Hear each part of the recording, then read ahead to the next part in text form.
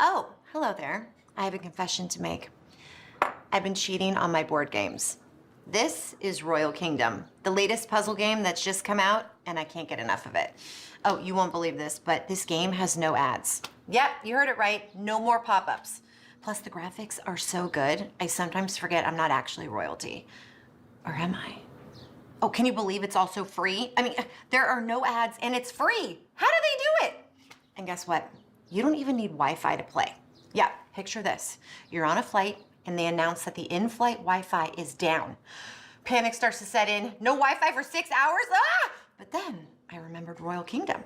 It saved my life. 6 hours flew by and I actually enjoyed the flight.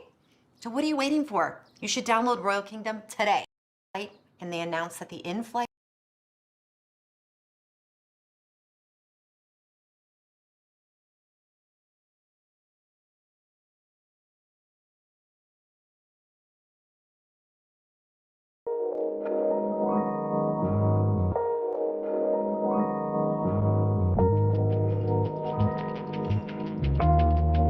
Do you know what we're here for? Equal parts. Oh my gosh. Illegal.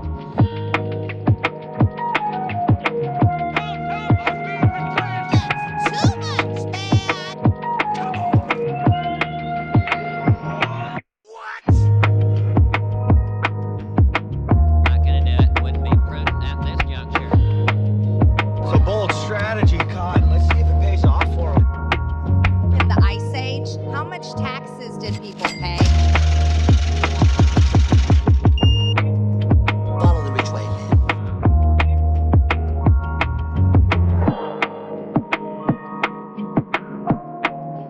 Consequences. I'm staying in the race. I made a huge, tiny mistake. Oh, girl, baby girl. Don't even play.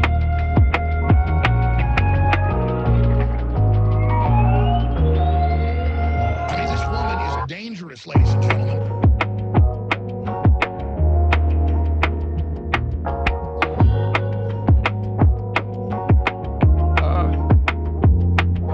Your name, please? A fucking bitch. You supercalifragilisticexpialidocious, bitch. How rude.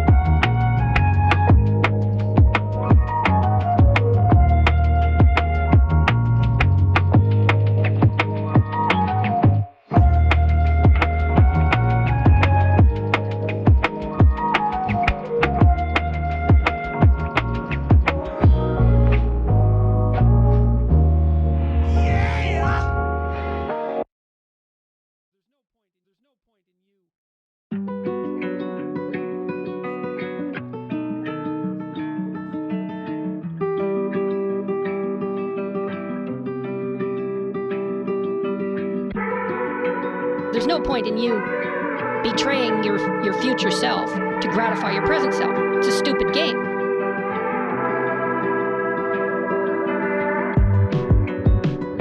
There's no point in you betraying your future self to gratify your present self. It's just a game.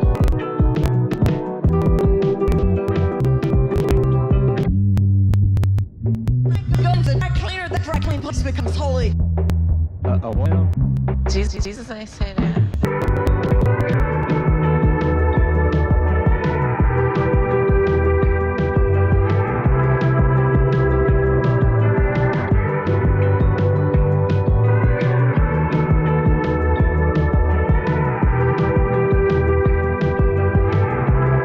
So I just want to address something. I was wrong. Well, first of all, some of the things that I say will be incorrect. I cannot believe how people come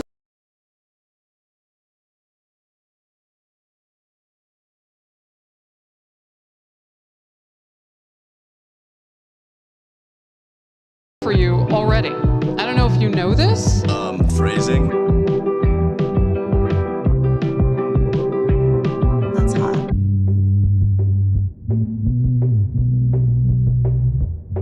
There's an old saying in Tennessee, I know it's in Texas, probably in Tennessee, that says, fool me once, shame on you. You fool me, you can't get fooled again.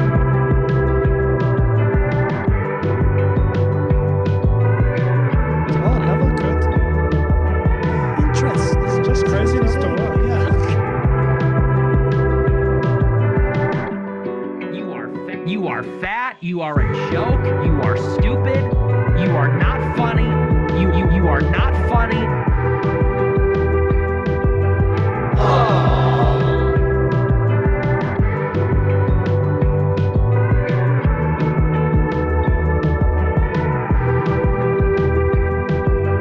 This is the very definition of totalitarianism.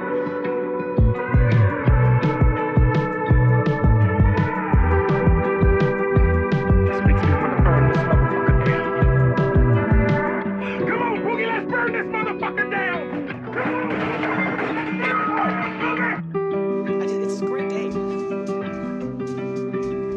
for being sad.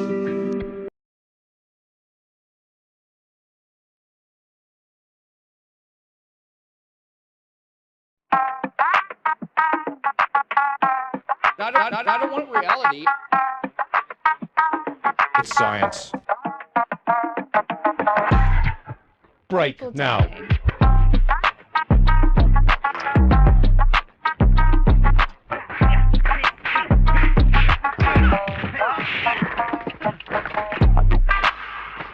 And now you'll see just how I won that championship.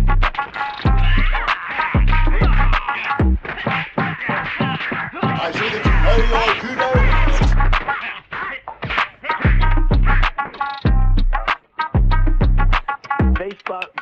Facebook book, Zuckerbucks. China. I have to have my China. China.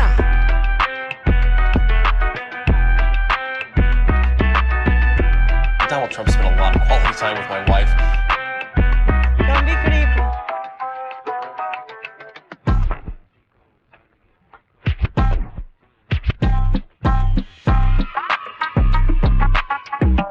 Right to jail, right away.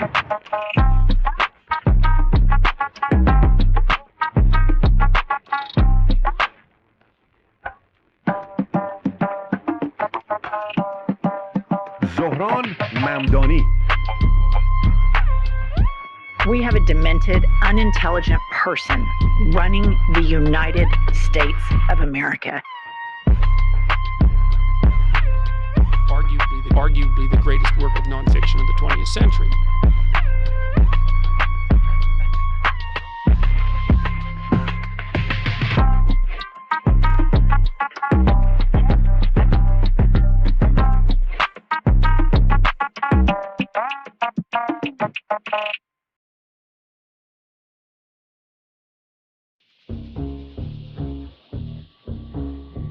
Winter is coming.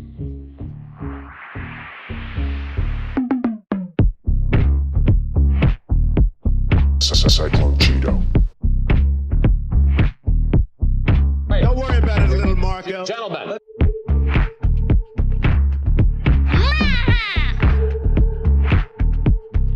This is ridiculous!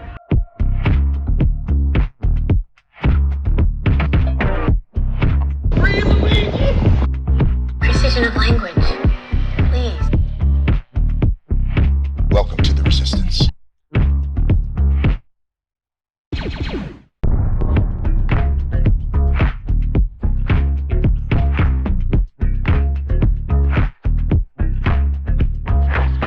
Cow.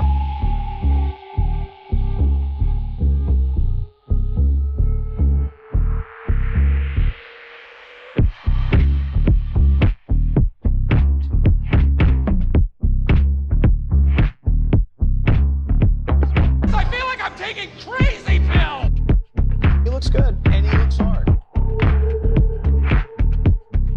Aren't I a good guy?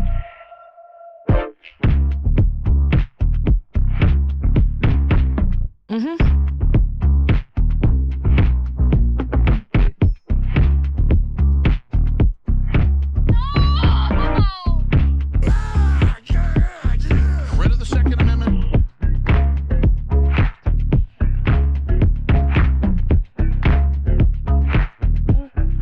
Close it up, just like my wife's vagina.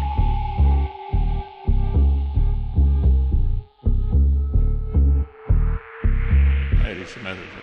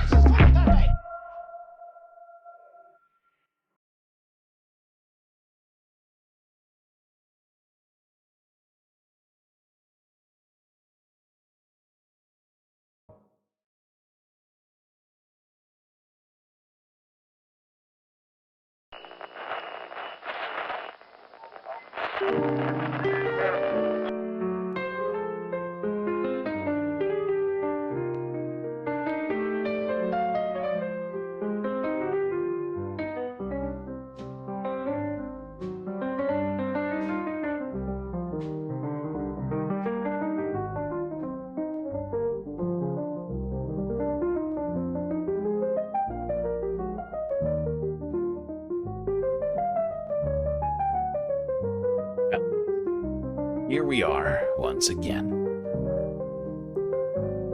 Floating somewhere between Earth and space, just trying to figure it all out. Got a hell of a lot for us to talk about here on this Saturday, so I suppose we better get right to it, Space Fams. As always, don't forget to buckle up those seatbelts. Otherwise, you might go floating off into that deep, dark void.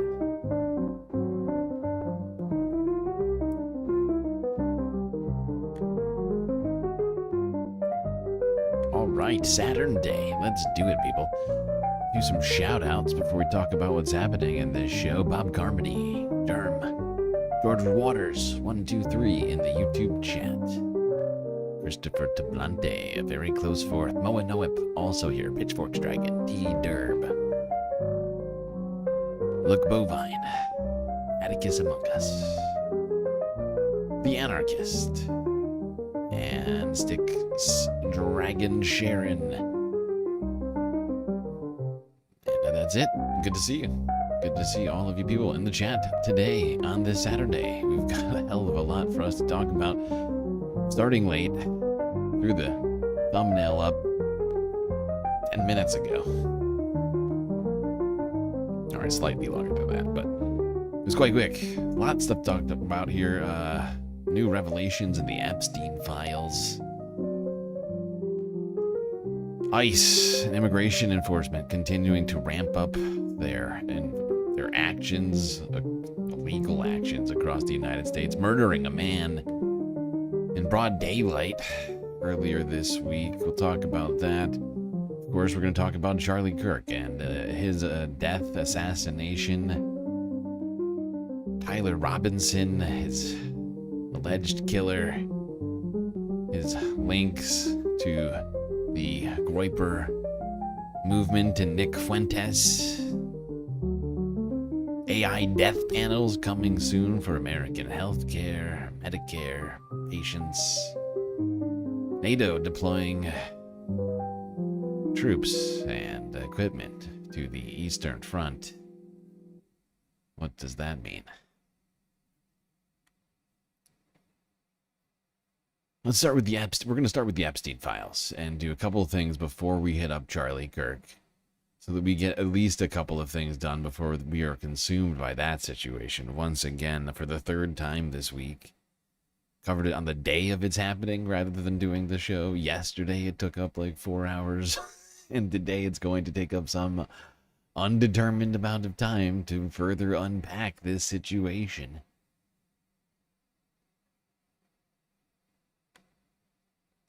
But yes, the Epstein files. Let's start there. MSNBC from 2 days ago. Let's talk about the email trove, which was, of course, released earlier, I believe, by the Epstein estate, along with the birthday book. Ari Melber on the case. For all the calls to release the Epstein docs, a whole new tranche just came out today, and it's not the ones people were expecting. Bloomberg got 18,000 leaked emails. These have never been public before, from Epstein's personal email account. He was using Yahoo. And it sheds new light on his predatory tactics. It also continues to reinforce what the DOJ, under Ms. Comey, the now fired prosecutor, showed in her prosecution of Ghislaine Maxwell, that she was a big part of this criminal enterprise, not, as she said, illegal, some sort of hanger-on as people did consensual things. Now, as for the president, who has been so suspicious about this, who vowed to do transparency and then broke that vow, well, there's not a lot of clear new information that shows what Trump was up to with Epstein, although we know from prior information that they had a kind of social relationship. You've seen the photos. Bloomberg reports these newly released emails do demonstrate Maxwell's knowledge of the legal jeopardy Epstein faced all the way back in that first case that we've reported on from the 2000s in Florida, and that Epstein negotiated a plea deal in 2008. He sought her advice. Quote, question, which one do you prefer, lewd and lascivious conduct or procuring minors for prostitution? Quite a grim question if you're choosing among those cases. Maxwell responding, quote, I suppose lewd and lascivious conduct. I would prefer lewd conduct with a prostitute if possible. Now they're discussing a plea deal, not whether he did all of the above. Of course, the way the conversation goes, they don't sound shocked that they're in this situation. Remember, in her Trump DOJ interview, she downplayed her relationship with Epstein at that very time. So when he's going to go to jail, he says, can you stay around and manage everything? Yeah. And do you do that? I do. Okay. And then we'll come back to that. I will not manage everything, no. I mean, there are other people at this point. My specific role then was very, very diminished. However one thinks of a diminished role compared to the past, Bloomberg finds they exchanged over 200 messages in 6 months of that first year. Trump's name does come up in 3 minor instances. That's the Bloomberg word, and they've obviously gone through all this quite carefully. In 2007, Maxwell wrote reporters may have interviewed Trump about Epstein's case. You have to assume they went to Donald Trump, she notes. That's neither here nor there on Donald Trump's role. Yes, that's incredibly diminished. You know, all of my diminished friends and associates, I'm emailing at least once a day. You know, in a diminished capacity. It's like a one-word email, you know, but just to check in. It's like, you gotta do that when it comes to your diminished capacity roles and friendships, things like that. Many of Epstein's emails also discussed actually require daily attention, as it turns out. Manipulation of those young women and sometimes girls, from a legal perspective, includes minors, according to, of course, the case. He and Maxwell discussed how to recruit and groom those young women and then discredit anyone who became an accuser. NBC has not obtained these emails or independently verified the Bloomberg report, we should note. And the revelations come as Epstein survivors have been speaking out. Accountability is what makes a society civilized. I would like to announce here today, us Epstein survivors have been discussing creating our own list. We know the names. Many of us were abused by them. We are tired. However, we are not going away. We will not stop or give up. Jason Leopold, the senior investigative Bloomberg reporter, joins us now. The lead on what is a clearly big break in understanding more about this sordid case. Epstein's inbox is how Bloomberg put it. Thanks for joining me. Thanks for having me on, Ari. What do these emails add to the public understanding about this case? It adds a lot. As you noted, we have 18,000 emails. And in the emails that we highlighted here, in this very lengthy story about Ghislaine Maxwell's partnership with Jeffrey Epstein, which was far closer than the public knows, you're getting an opportunity to see just how close they really were. Right up until Jeffrey Epstein was getting ready to report to prison, they discussed fertility, shared fertility treatments. They talked about the legal case. That's super diminished. Some of those emails. That's super diminished. It's like, just you email your diminished friends once a day and talk about maybe carrying their child. That's totally normal when that's super diminished. Come on. Before that, I'm not gonna say what I was thinking. About when Jeffrey Epstein was asking her what she would prefer, what she thought that he should, potentially plead guilty to, but also just how much she helped to kind of run the business of Jeffrey Epstein.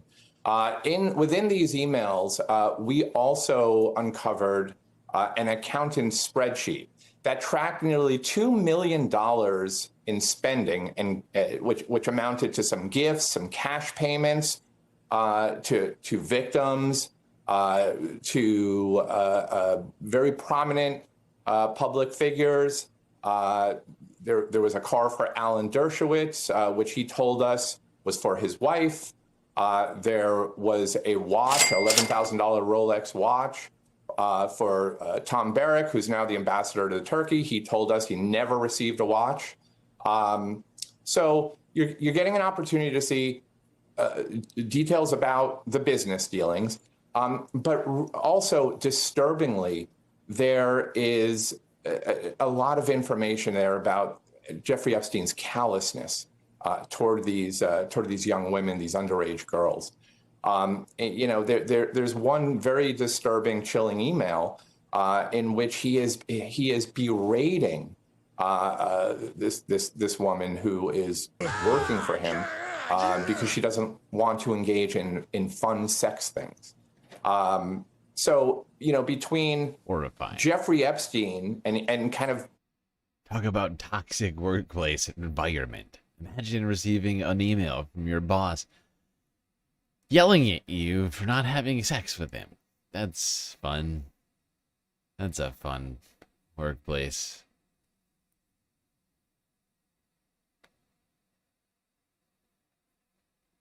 Terrible.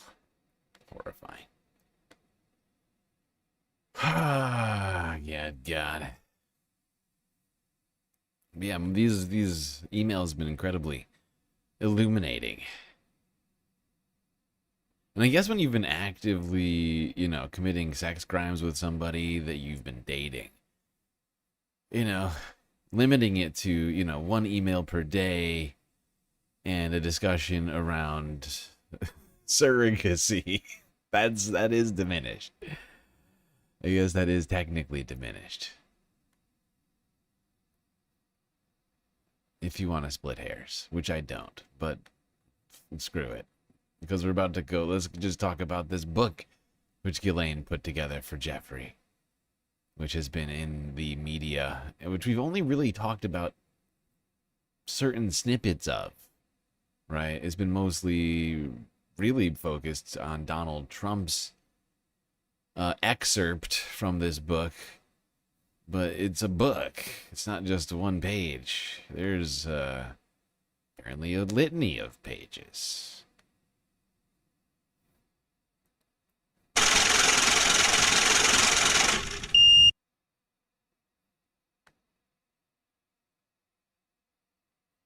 And the New York Times has thankfully spelled out at least a good portion of this book for us on the New York Times podcast from a few days ago.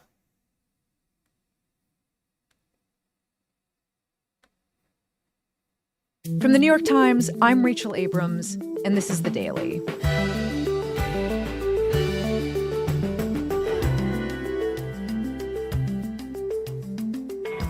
For months, President Trump has tried to dismiss questions about his relationship with Jeffrey Epstein, notably denying that he'd authored a lewd birthday message to the convicted sex offender. On Monday, Congress released the message, and many more like it.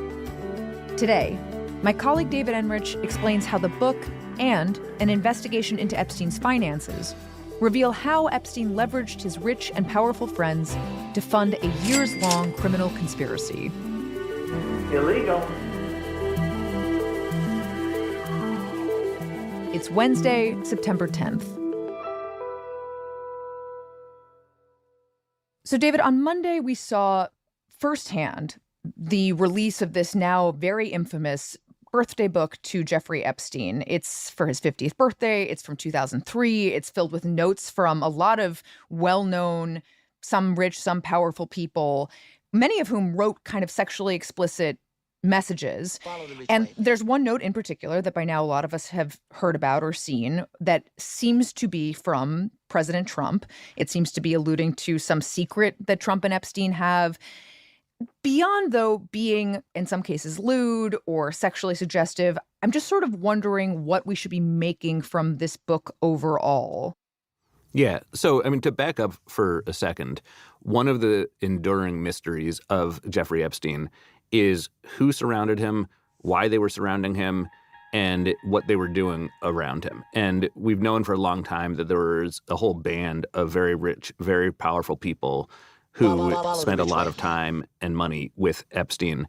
What most of those people have said is that they did not have any indication about what Epstein was up to, and they've really downplayed the extent of their relationships. But on Monday, because of a bipartisan and fairly belated effort by Congress to really dig into what's been going on with Epstein, we finally got this birthday book that has been talked about for months now. And what this 238-page book reveals is that, first of all, there were a ton of rich, powerful, and famous people in his orbit, including people like Donald Trump and Bill Clinton. And it also shows that a lot of the people in the book clearly had some level of awareness that Epstein was compulsively pursuing young women. Because over and over again in the pages of this book, we see direct and indirect references to that. Let's go over some examples of actually what's in the book. And I think to do that, it would be helpful actually if you could read some examples of some of these notes that people left.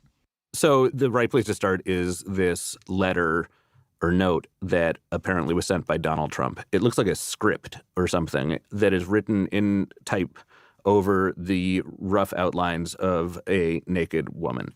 And it starts by saying voiceover. There must be more to life than having everything. And then it goes into this imagined conversation between Trump and Epstein. It says, Donald, we have certain things in common, Jeffrey. Jeffrey, yes, we do, come to think of it. And it wraps up with Trump referring to enigmas, and then hold on, we're gonna skip past the although the I've got to enigmas. say it either. Actually, wait a second. You know, I'm gonna let him finish because I forgot what he finishes this off with. And then Trump signs his name in his distinctive kind of squiggly Sharpie signature, where the woman's pubic hair would be. And obviously, we should note here that the White House has first denied that this note even existed, and now they're denying that it is, in fact, Trump's signature.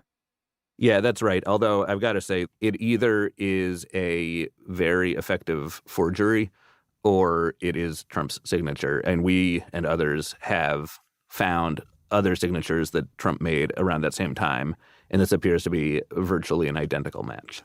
Okay, so obviously that drawing and that inscription does not prove that Trump knew that Epstein was having sex with underage girls, but it does raise a lot of questions about what on earth their relationship was and what Donald Trump did know about his proclivities. I mean, what do you make of that? Look, there's no question that Epstein and Trump in the 1990s and early 2000s were close and were traveling in very similar circles. There are a lot of pictures of the two of them together during that time period. We and others have reported on an incident in which a woman said that Trump sexually assaulted her in Epstein's presence. Illegal. And at least one young woman was lured into his sex trafficking network after being recruited by his associate, Ghislaine Maxwell, at Mar-a-Lago.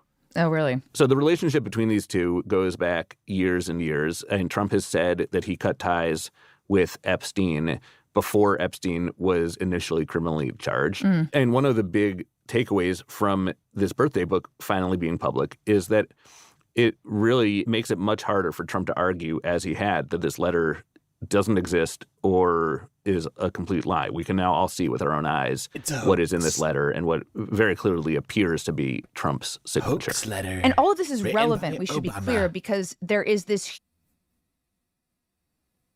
Hillary Clinton was the chief editor of the fake hoax book, Crooked Hillary. Huge and growing question about Trump's association with Epstein among his base, right? A lot of President Trump's supporters seem to have turned on him over this issue. It feels like this is the one issue that has really caused a split within MAGA, and it's one of the reasons why there's such urgency behind answering questions about what these two men's relationship was to begin with. Yeah, I think that's fair. I mean, the backlash on the right is not because MAGA folks are upset about Trump's relationship with Epstein so much as it is that the Trump administration has backpedaled furiously on their pledges during the campaign to provide full transparency about the Epstein investigation. And Trump has gone from being supportive of that to being the single leading obstacle to full transparency. And I think my best guess, based on the reporting that my colleagues and I have done over the past few months, is that a big part of that is that in the files that various investigators have and that Epstein's estate has, there are repeated references to Donald Trump, given his years-long close association with Epstein. And the birthday book and Trump's apparent message in the birthday book is just one very clear indication of that. Right. It's one thing for him to campaign on release the files, Jeffrey Epstein. We need to know everything about Jeffrey Epstein. Okay, hold on. I'm gonna try and find where this starts talking about. The problem is that there's no chapters on this thing, and it's a podcast, so there's no way of being 100% sure. But at some point they start talking about the other things in the book. I swear to God, they talk about more than that one page. They do. I didn't make that up. You have Les Wexner, the founder of the Limited. And one of those people is Bill Clinton, who doesn't one page in the book where someone submitted a... Trump does not want to release all the investigative files. Okay. I think that's a good place to start. Okay. This is not that much further than where we were. Related to Epstein, apparently because he is concerned that he will be embarrassed by some of what's in there. And the birthday book is kind of a microcosm of that, because in addition to the letter from Trump, there are a lot of other letters and materials from other rich and powerful people that in some ways are even more revealing. Could you give us a couple other examples from the book? What did other people say? Who were they? What gave you that impression? Well, I'm just flipping through this right now on my computer, and I'm looking at one page in the book where someone submitted a bunch of photos that they had taken on a recent trip to Africa that shows all manner of wild animals with erect penises or engaging in sex. And those photos are from a very prominent person in Silicon Valley. And look, the book is filled with other examples. One more time. Say that again, sir. A bunch of photos that they had taken on a recent trip to Africa. Page in the book where someone submitted a bunch of photos that they had taken on a recent trip to Africa that shows all manner of wild animals with erect penises or engaging in sex. And those photos are from a very prominent person in Silicon Valley. In Silicon Valley. A very prominent person in Silicon Valley. Who do we know as a very prominent person in Silicon Valley that knew Jeffrey Epstein? The first person that comes to mind for me is Bill Gates, but then there's also been allegations that Peter Thiel knew Jeffrey Epstein, and he's much more Silicon Valley than Bill Gates, because technically, I mean, Microsoft, I think it's headquartered in like Seattle, Washington. But they're still like a tech company. So, I mean, I guess Silicon Valley could be used sort of like amorphously somewhat in this context. But it could be Peter Thiel. It's hard to say who it is. But they're being very vague about who that particular person is for some reason. The book is filled with other examples like that, where you have bold-faced household names singing Epstein's praises, and one of those people is Bill Clinton, who doesn't have any innuendo that we can see about sex or anything like that, but refers in a very positive way to Epstein's childlike curiosity. And you've also got Leon Black, the private equity billionaire who refers to Ernest Hemingway's The Old Man and the Sea and notes that Epstein is catching not fish, but women, whom he refers to as blondes, redheads, and brunettes. You have Les Wexner, the founder of The Limited and Victoria's Secret, who is another of Epstein's longtime benefactors, who says that I wanted to get you what you want, so here it is, and then has a sketch of a pair of breasts. And then you have a strange one from a guy named Joel Pashkow, who is a longtime member of Mar-a-Lago, and it shows what appears to be a doctored picture of Pashkow, Jeffrey Epstein, and a couple other unidentified people, including what appears to be a young woman, and they're holding up this novelty check for something like $22,000 that is kind of fake signed by Donald Trump.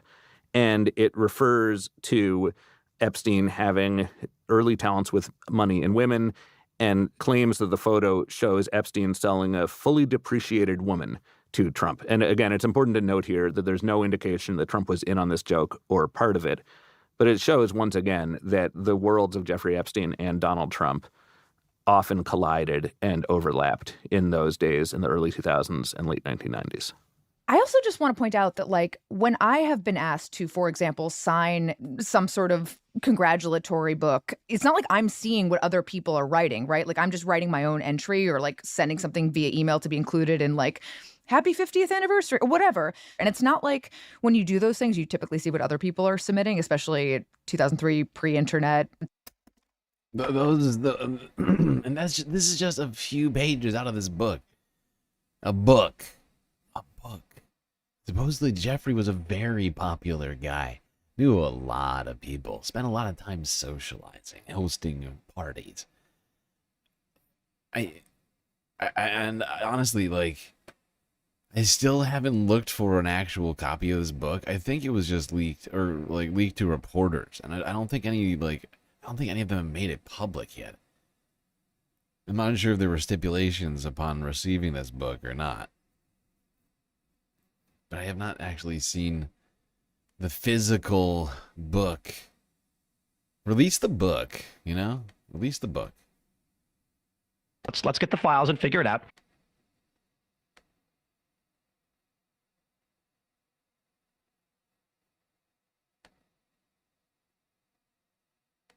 Something's being emailed around. And so it feels worth noting that, like, all of these people who presumably are not seeing what each other is submitting are sending stuff that is, at the very least, thematically connected, right? Like, they're all kind of saying the same thing, which is this wink and a nod toward Jeffrey Epstein's sexual proclivities. Yeah, that's exactly right. And what we can see really clearly here is that it was totally out in the open that Epstein was obsessed with young women. And they are not talking about this in a pejorative way. They're describing this in a laughing, kind of charming way that they think is really adorable. And what's also clear in looking at this 238-page book is that he was not just pursuing women and girls. He was also pursuing power and wealth. And a lot of the people he surrounded himself with were very wealthy and very powerful, and they enabled him to build connections and networks that ended up fueling his criminal enterprise.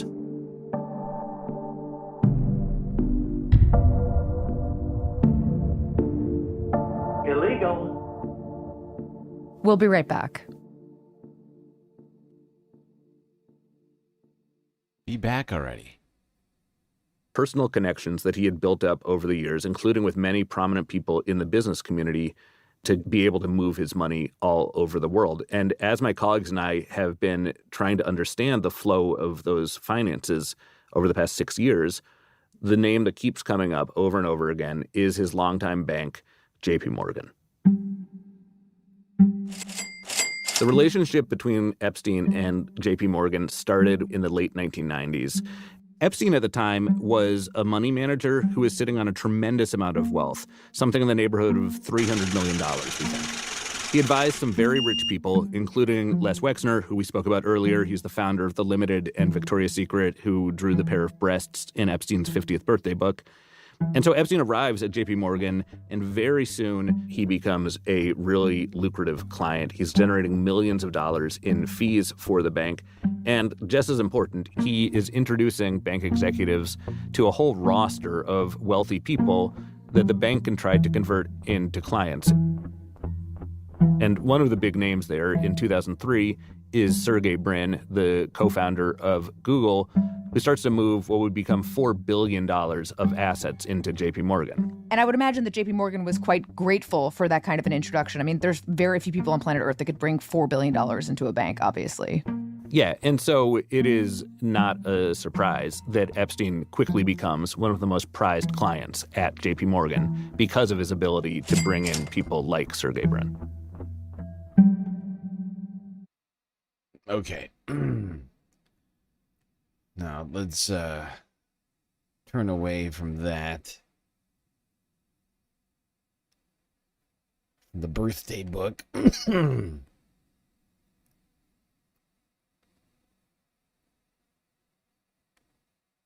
talk about protecting the children.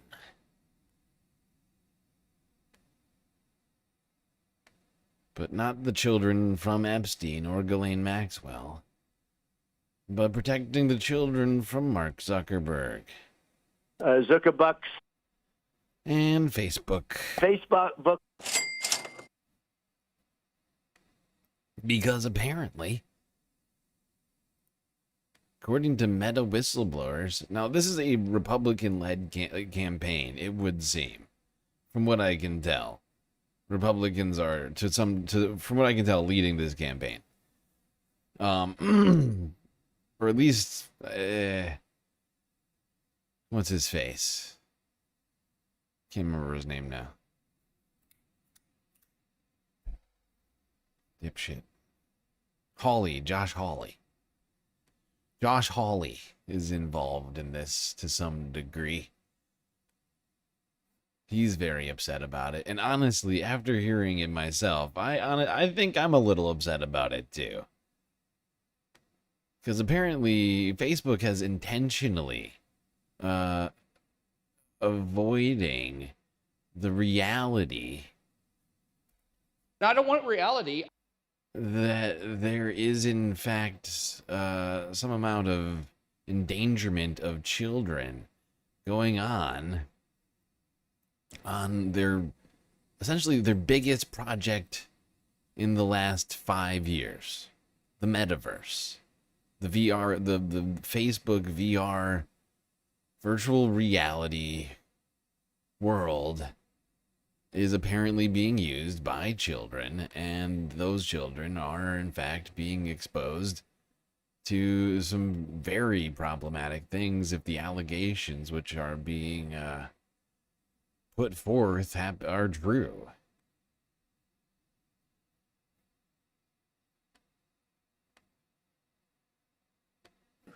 Ms. Savage, you're recognized for 5 minutes. Good afternoon, Subcommittee Chair Blackburn, Ranking Member Klobuchar, Senator Blumenthal, Senator Durbin, and Senator Padilla. I am a user experience researcher. It is my job to listen to and advocate for users. I have a graduate degree in experimental psychology and 12 years of experience working as a researcher. It's science. I do this work because fundamentally, I care about people. I worked at Meta from 2019 to 2023. In those 4 years, and most especially as I led research on youth safety and virtual reality, it became clear to me that Meta is uninterested and unwilling to listen to their users or prioritize their safety. While I speak about virtual reality, it is important to understand that the way Meta has approached safety for VR is emblematic of its negligent approach to safety for all of its products. The research is clear on what we must do to ensure that new technology is safe for children. Yet across social media, messaging apps, and now wearable technology, Meta has failed to prioritize child safety until they are scrutinized by outside regulators. Then they scramble to develop features they know are insufficient and largely unused, and advertise this as proof of their responsibility. Awful. Weak. Meta is aware that its VR Aren't I a good platform guy? is full of underage children. Meta purposely turns a blind eye to this knowledge, despite it being obvious to anyone using their products. If Meta were to acknowledge the presence of underage users, they would be required to kick off those users from their platform in order to remain COPPA compliant. This isn't happening because it would decrease the number of active users Meta is reporting to shareholders. Engagement is the priority above everything else. Because VR is immersive and embodied, negative experiences cause greater psychological harm than similar experiences on an iPad or an Xbox. In VR, someone can stand behind your child and whisper in their ear, and your child will feel their presence as though it is real. VR is tracking a user's real-life movements, so assault in VR requires those movements to happen in real life. What happens in virtual reality is reality. Most importantly, Meta is aware that children are being harmed in VR. I quickly became aware that it is not uncommon for children in VR to experience bullying, sexual assault, to be solicited for nude photographs and sexual acts by pedophiles, and to be regularly exposed to mature content like gambling and violence, and to participate in adult experiences like strip clubs and watching pornography with strangers. I wish I could tell you the percentage of children in VR experiencing these harms, but Meta would not allow me to conduct this research. I personally saw these things happening in VR, consistently heard reports from teens and parents in research, and read countless accounts from concerned parents online. It's easy to learn that children are not safe using Meta's VR products just by reading public reviews like this one. Thanks, Meta, for making this the pedophile kingdom. They have made it so easy for us to meet and exchange information with children here. Meta first acquired Oculus, its VR technology, in 2014. I was the first and for a time the only researcher dedicated to understanding whether its VR software experiences were safe for children, and I wasn't hired until 2022. That's dedication to keeping kids safe. You hire one person to look at it. A multi-billion-dollar company. I mean, Facebook Meta is it over $1 trillion market cap company? Maybe $1 trillion company. Hold on. Meta. The rebrand. I mean, that's what this is all about too. The VR and all this stuff is about the fact. I mean, that's why they rebranded. They fully bought into the what do you call it? The metaverse, right? And all of this stuff. Yeah, they're actually almost nearly a $2 trillion company. They hired one woman. That's wow. So for 8 years, as tens of millions of headsets were sold, Meta did not think about the safety of the children it relied on to achieve global market dominance. Throughout my time on Meta's VR youth team, child safety issues regularly went unresearched, despite the frequency and severity of the harm. I was given a legal counterpart to scrutinize everything that I did, to tell me what research I could and could not conduct, and to ensure my research reports would not create risk to Meta, should they be publicly disclosed. I was told not to investigate the kinds of harm children were experiencing in VR, and made to feel I was risking my job if I pressed the matter. Instead of amplifying the voices of our users, my work began being used to silence them so that Meta could claim deniability. I know a number of my colleagues were put in similar positions. Meta cannot be trusted to tell the truth about the safety or use of its products. Meta says it doesn't have a record of a large number of underage children using VR. Now, I don't This want is because it reality. has purposely avoided gathering that data, despite members of Meta's own leadership indicating that even they are unaware of or don't understand the importance of It's like a literal company policy of as long as we don't look at it, it doesn't exist, and it's not our responsibility and not our problem. That's what this is. That is what this if what she is alleging is true. That is what this policy is. Horrifying. Hey, what you can do and what you can do, viewers. Good to see you. Thank you for the raid. Hope your Saturn day evening is going well. All right, let's keep talking about this. Let's see what Josh Hawley had to say about this situation. Forbes breaking news 4 days ago. Breaking. Hawley claims Mark Zuckerberg has deliberately misled and lied to the American people. Illegal. Where Senator Klobuchar just left off. You said that in your experience, a majority of VR users are under the age of 13? That's correct. And that this is apparent to Meta leadership, you said? Yes, it's apparent to anyone who uses the product. Who in particular in Meta leadership? I'm curious if you remember any particular posts, but I know it's apparent to at least C-suite. Correct. There were legal directors, for instance, who would consistently monitor employees who would post underage videos of their own children using VR.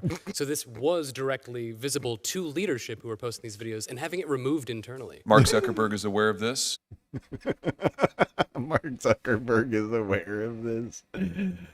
Oh my God. Yes or no? He would have to be. Oh. Yeah, yeah, exactly. He would have to be. The C-suite, you know, yeah, you want to assume like a CFO or like a COO, somebody like that, posting a picture of their child to their Facebook account. You figure Mark they're probably friends on Facebook. That's going to go into his feed immediately. Immediately, if not sooner. And so they're fully aware of the fact that parents are, in fact, including their own very highest officers at the company, giving this product to their own children and then taking down the evidence of that after the fact. That's a yes, Dr. Zed. Ms. Savage? Illegal. The only way that he would not be aware is if he had never used his own headset. Well, that's extraordinary. And it's particularly extraordinary because let's take a look at actually Mark Zuckerberg's. It really is extraordinary. I rarely agree with Josh Hawley, but that is extraordinary. Testimony. Mark Zuckerberg has testified before this committee as recently as just last year, January 31st, 2024. Let's put it up so we can see it. He says, this is Zuckerberg testifying, we don't allow people under the age of 13 on our service. So if anyone who's under the age of 13 rather, if we find them, we remove them from our service. And then in response to another question, he says, we don't want users under the age of 13. We don't want users under the age of 13. Ms. Savage, is this true? It's an interesting quote. I mean, it would require the user to be honest about their age, in which case Meta would kick them off. But from research, even before Meta acquired the Oculus technology, we know that children are usually not using an account that accurately reflects their age for several reasons. The want part is interesting to me.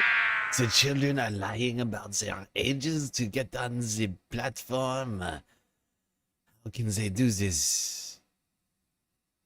Say mystery how they do this. It's like a Pandora's but it's like a labyrinth of confusing ways in which these children are somehow able to lie about their ages. I don't think their behavior matches that sentiment. Dr. Zadison, is it true that Meta does not want users under the age of 13 on the platform in any of their services? I'd like to go back to the point that you made in response to this, is that if they did, their value, their engagement, their profits would go through the floor. In this quote, if is doing a lot of work because they have taken no substantive efforts to make sure that they're understanding that there are kids under 13. It's a lie by avoidance, and Meta knows it. It's a lie by avoidance. So in other words, Mark Zuckerberg, when he tested, this is last year, I want to emphasize. This wasn't 10 years ago. This is barely 10 months ago. This was just last year when Mark Zuckerberg says, we don't want people who are under age 13. They're not on our platform. And your testimony here today is, in fact, they're rampant on the platform, and Meta is specifically targeting them. Isn't that your testimony? Yes, that's correct. So Mark Zuckerberg has, once again, deliberately misled and lied to the American people. I mean, this is really, really extraordinary. Let me just make sure that illegal. The full import of what you're testifying. Yeah, well, I mean, what the full import of what they're testifying to is essentially that Facebook made a huge bet on the metaverse. They believed that it would be embraced. Now, they made this bet right around, I think, if I recall correctly, it was like late 2021. where they really said, let's do this. They renamed the company from Facebook to Meta. It might have actually been sooner. I'm trying to remember exactly at what point it was. Should look it up at the exact. But the point is, they changed the name to Meta to embrace this idea of a metaverse, and that was the future. And of course, their numbers at the time had been, faltering on users on the actual Facebook platform. Now, of course, Facebook owns other things like Instagram, which they make plenty of money from. But point being, they were looking for the next big thing to keep growing this company. They thought the metaverse was going to be the next hot thing. You combine digital currency and people in a place where they can buy things, and they can hold it. They can if you use VR, they can hold it in their hands, and they can admire the objects they want to buy so very differently from the way they interact on their phones. It's the way of the future. Now, of course, the adoption of VR headsets has not been what most companies who got into the business of building these VR headsets were hoping for. The numbers have been way lower than they wanted them to be. And so you got a situation where, here's one problem, right? Building hardware is expensive. It is more expensive than maintaining servers, right? To some degree, right? And it's and so what the problem that they've got is they now have a product that they're trying to sell. Facebook never had a product they had to try and sell. They never had to maintain warehouses and the product manufacturing line for the platform, right? But now they've bet on this thing that requires hardware to exist, but people aren't buying the hardware because it's super expensive. A lot of people don't see the benefit of it, but some people, and especially kids, think it looks super awesome. And that's one of their problems, is that one of the audiences that has found this new technology that they so want to push out to society and are hoping is the future. They've bet billions of dollars on being the future, is being recognized by the children. But it has created this very potentially problematic environment where they're effectively encouraging by not preventing children from using the devices.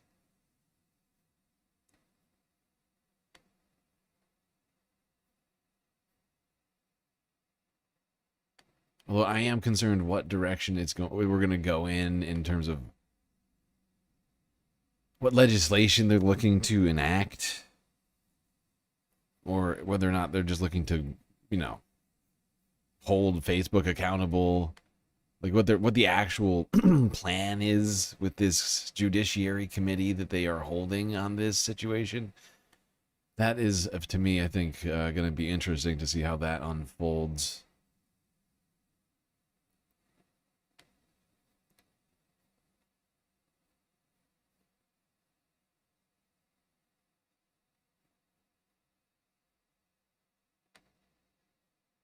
Okay.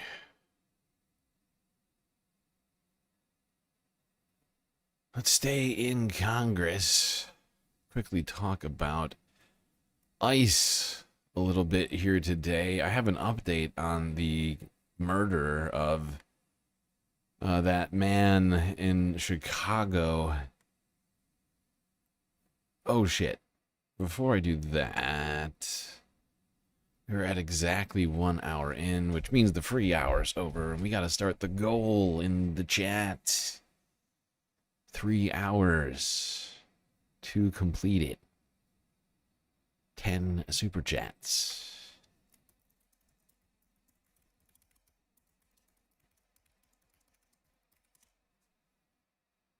That's not quite high. All right. Content goal started. Just want to remind everybody that you can both contribute to the content goal and the galactic deficit which I have added now that we are approximately halfway through the month, with October approaching. We do have a deficit, a slightly smaller deficit than we had last month somehow, even though we streamed a lot less than I would have liked to last month. We somehow did okay, slightly better off than we were for this month. And if you want to contribute to both the Galactic Deficit as well as the content goal, you can go on Cash App or PayPal. Contribute straight to those platforms, or perhaps become a Galactic patron. Very good ways, of course, to donate and contribute. But of course, YouTube Super Chats, Super Stickers, and memberships all count towards the goal.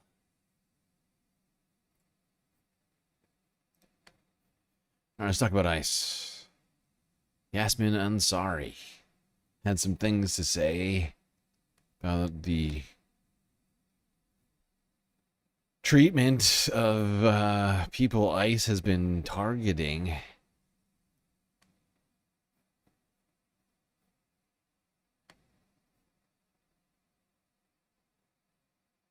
Earlier this year, titled the AI Impersonation Prevention Act. I introduced this bill to safeguard national security from the clear danger of the misuse of AI to impersonate federal officials. There have been multiple recent an imposter using AI attempting to contact pretending to be Secretary of State Marco Rubio. AI will only become more powerful and accessible, so we must act now to establish strict guardrails and accountability. That's why we need this amendment. As AI continues to become more widely adopted and more sophisticated, measures such as this amendment will ensure that we have critical trust in the messages and content we all receive on a daily basis, and that there are penalties for the abuse of this very powerful technology. The second amendment I want to highlight speaks to a deeply disturbing issue that we all, both Republicans and Democrats, should be horrified by. This is about the Trump administration's deportation of veterans and service members, including an Iraq War veteran detained by ICE in my district, Arizona's 3rd. Veterans are the best of us, our most patriotic. This is the very definition of totalitarianism. Of veterans and service members, including an Iraq War veteran detained by ICE in my district, Arizona's 3rd. Veterans are the best of us, our most patriotic Americans. This amendment to the NCAA would have required a study by the Defense Department and other relevant agency on the procedures in place to assist non-citizen service members with their citizenship applications. Ultimately, this disregard for the welfare of veterans and service members stems from the top. I am disappointed but not surprised that none of my important amendments were allowed to be considered on the floor by. Shocking. House Republicans don't want to protect the veterans. Awful, awful, awful. Weak, weak, weak. I guess the veterans deserve to be swept up by ICE. Those are the illegal criminals that we want deported. The veterans. Right. Okay. Support the troops. That's what those Republicans used to say all the time.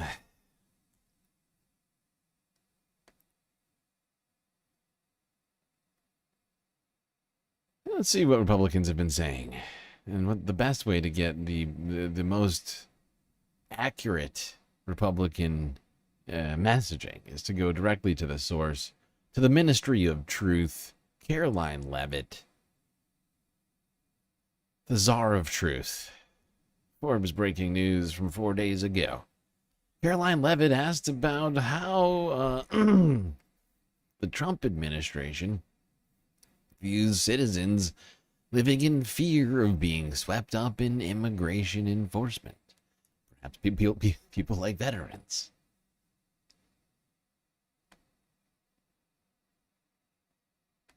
Sure. Caroline, thank you so much. Regarding Israel attacking Doha, beside a phone call, oh, shit. What was President Trump's involvement in the attack, if any? Hold on, we don't need this. Look, part. I don't have any yesterday on the ICE raids in Los Angeles. Some, particularly non-white U.S. citizens, are saying that they're going to begin carrying their U.S. passports with them at all times. What is the White House's response to Americans who are concerned about being swept up, as others have been already, in these enforcement actions? They should not be concerned because this administration is focused on the detention and deportation of illegal alien criminals who broke our nation's immigration laws. And the Supreme Court upheld the Trump administration's right to stop individuals in Los Angeles to. Okay. Well, we don't have to worry because actually they're just going after the criminals. That's it. That's all they're doing. Don't worry. Don't worry. Just the criminals. The murderers, the rapists, the armed robbers, the gangs, the trendiaguas, and the MS-13s.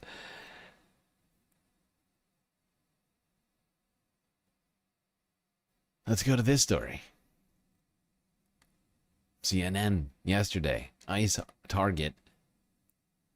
Here, let me. Let's go to CNN. Talk about a man who was murdered in the street, broad daylight.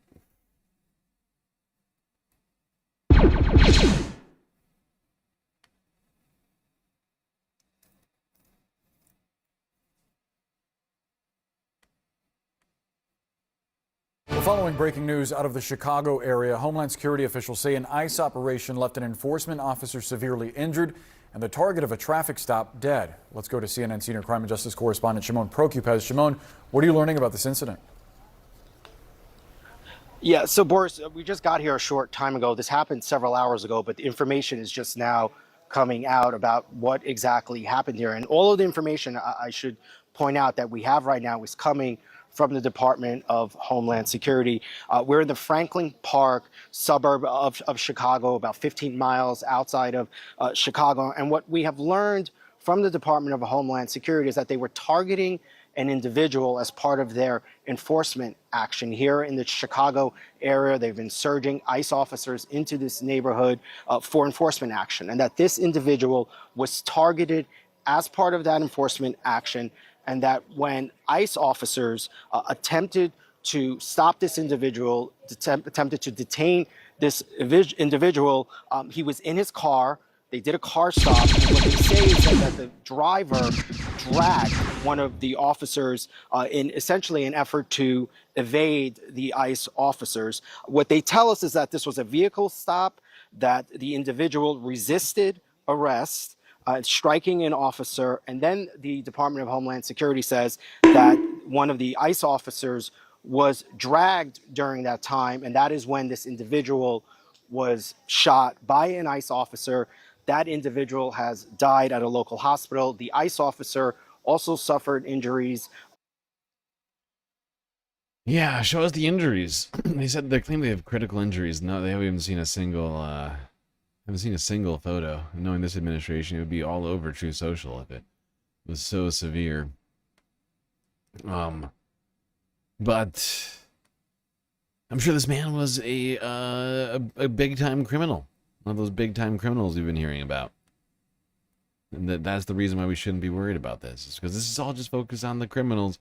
Don't worry if you're a law-abiding person. You have nothing to worry about. This is from earlier today.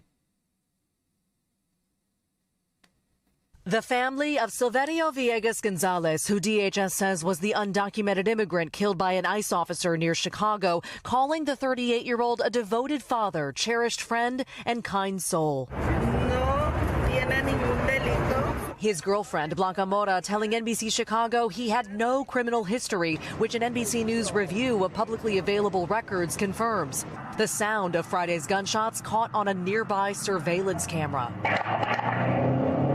The Department of Homeland Security and ICE saying the officer fired as he feared for his life after Villegas Gonzalez from Mexico fled a traffic stop, dragging the unnamed ICE officer a significant distance. Adding the officer followed his training using appropriate force. ICE saying he sustained severe back injuries, laceration. What counts as significant distance? It was like 30 feet or something before. The car barely. I heard you could hear the car rev the engine within about 3 seconds, two or 3 seconds, maybe less. Hard to recount exactly how quickly it was. But within a very short period of time, you heard the shots go off. To the hand and substantial tears to the knee. The agency adding officers are facing a 1,000% increase in assaults amid enforcement operations. Tensions escalating in Chicago as President Trump weighs sending National Guard troops to more Democrat-led cities, namely New Orleans and Memphis, where the city's latest stats show violent crime is down this year. This is just a ploy. It is propaganda. It is a fear-mongering tactic. I think if the National Guard is sent here to do real, actual work in terms of helping clean up the streets, helping reduce crime, I think there's a potential benefit. Back here in Chicago, tensions around increased ICE raids soaring ahead of Mexican Independence Day celebrations set for tomorrow. Jose. We thank you. Wow. So it turns out he wasn't a criminal. The most crime this guy ever did was drive his car a little too fast. Oh. Illegal. Oh, that, I guess he deserves to be gunned down in the streets for that. That's the country we live in now.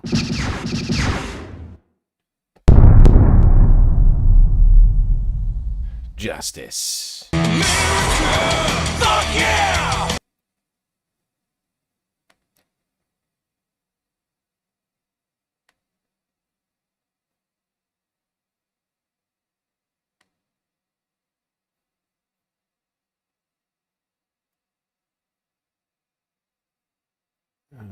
What is my next thing on this here? Okay, yeah. Oh, right. They kind of mentioned it in that last video, I think.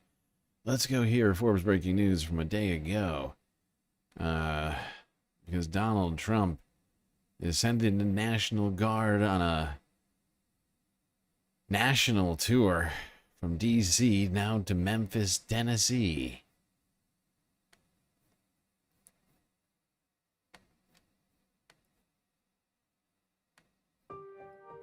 Trump says he's sending the National Guard to Memphis. President Donald Trump said Friday he would send the National Guard to Memphis, confirming it's the next city he'll target in his crime crackdown after ending the initiative in Washington, D.C. this week.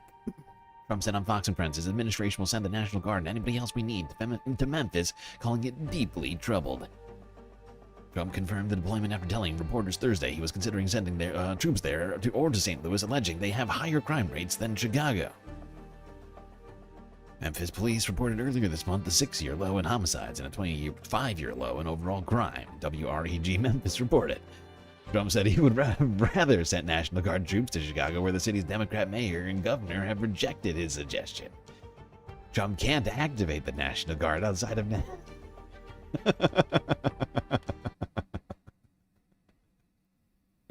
It's like when they try and actually do this according to the very premises that they've set out for doing these things, they're blocked at every turn. It's like, look, I wanted to go to Chicago. It turns out, actually, they don't want us there, as well as the crime is down. And so we're going to go to Memphis, where actually also the crime is going down. So actually, we're not going to go to Memphis. We're going to go somewhere else. I don't know. The White House. We're going to go to the White House, where crime is actually up. And I'm going to arrest myself.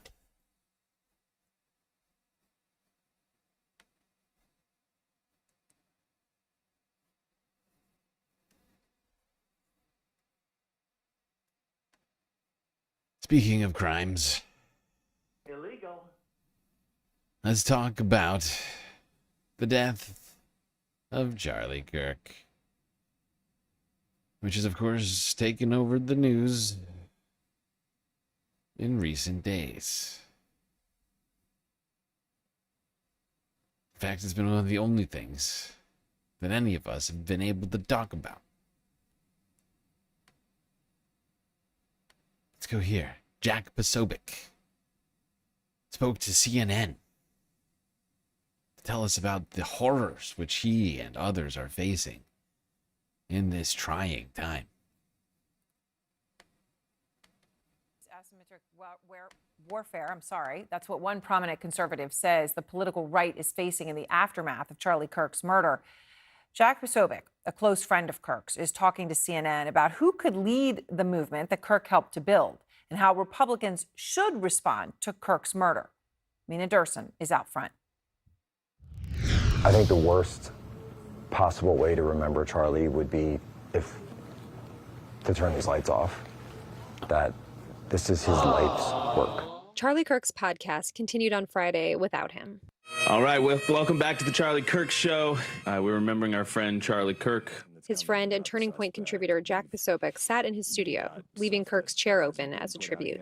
How do you fill this void? Well, look, everybody's got to step up, and there's no replacement for Charlie Kirk.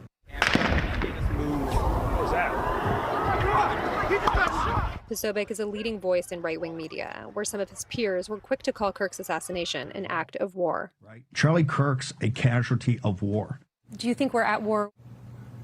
My friend's in a box right now, and it wasn't an accident. But what kind of war is it? That's the question. Is it a blue, a red, Republican, Democrat, conservative, liberal sort of war? Or is it some sort of other sort of war? Perhaps a internal civil war in the Republican Party? Are we facing a civil war? Well, there's no question that we're clearly facing asymmetric civil warfare. One of the key aspects of that is political assassinations. That being said, the idea that we're going to a, classic civil war scenario, I hope and I pray that that doesn't happen. Outside headquarters for the past few days, a steady stream of fans have come to pay. There you go, Jack Posobiec going on CNN to talk about his good friend Charlie Kirk. The poor Republicans, they're facing an asymmetric warfare. But really, it is, I suppose it's a sort of asymmetric warfare in a sense.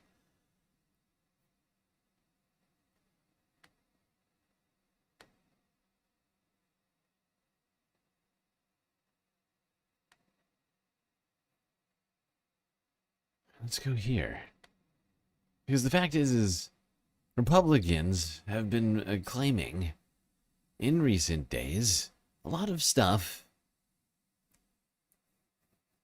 about this, blaming the left a lot, while also simultaneously asking for us to all have sympathy for Charlie Kirk and to take a moment to pray and thoughts and prayers, many requests for thoughts and prayers on the interwebs coming out of the Republicans. But it's weird because if you look back over not very old history, Republicans in previous, perhaps parallel situations, perhaps slightly turned on their, turn on their end, but certainly parallel. I've had very different. But when the shoe is on the other reactions. foot, and Democrats are the victims of violence, they're gleeful, or at the very, very least, they're silent. One thing that we have absolutely learned unequivocally, with no question in mind, is about what motivates Republicans in the wake of Charlie Kirk's assassination, what they prize, what they find important, whose lives they believe are important, are worthy of recognition or memorializing. We're going to be talking about Mike Lee in this. We're going to be talking about Don Jr. in this. We're going to be talking about Laura Loomer in this. But let's start with Mike Lee. You'll remember just a couple of months ago when Melissa Hortman and her husband, politicians in Minnesota, were assassinated at the hands of a right-wing evangelical Christian.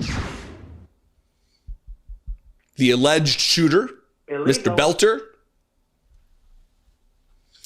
And Mike Lee, what was the tweet he put out? I was going to show this afterward, but let's just put it up now. Nightmare on Wall Street, as he mocks the incident that took the lives of two human beings and their dog. Mike Lee Senator Mike Lee from Utah. That wasn't good enough. He followed it up. This zinger. This is what happens when Marxists don't get their way. Again, lying like in every other case. Okay, hold on. We're not going to watch this whole goddamn thing. I've kind of... Jesse Dollimore can be kind of...